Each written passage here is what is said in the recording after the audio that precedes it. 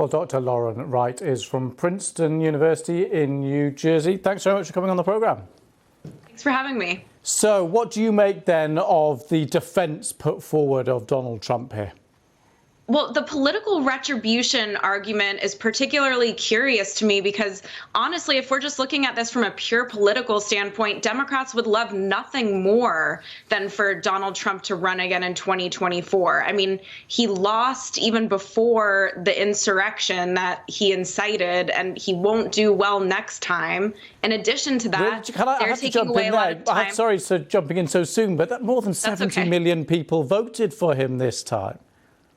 Yes, and next time, he will not only have the failure of the coronavirus pandemic, a lot of other controversial things he did during his presidency and policy failures, but now stood passively by at best and incited at worst an attack on his own government that will not sit well with most people, as polls already are indicating.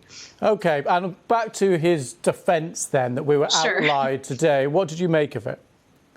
I thought it was very scattershot. And that's not to say there aren't some cleaner, more straightforward arguments that Trump's legal team could have made. They could have taken Ted Cruz's advice, perhaps, and gone strictly with the argument that we should treat this as a legal proceeding and the standard should be the legal definition of incitement, which is a high bar. They could have made the argument that it's impossible to prove that in Trump's absence, the attack on the Capitol would not have happened.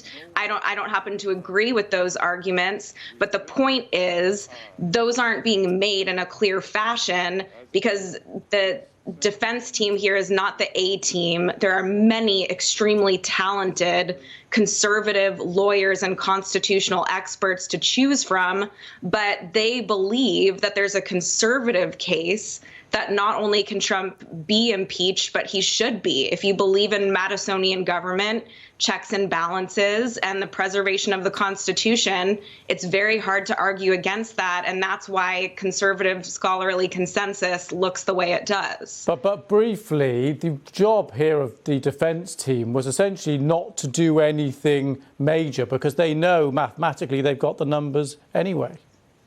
Right. And I mean, that's just it's pretty pathetic. And politically, I think we're seeing the self-immolation of the Republican Party. This is not good for them politically or from a small d democratic perspective for the health of our country.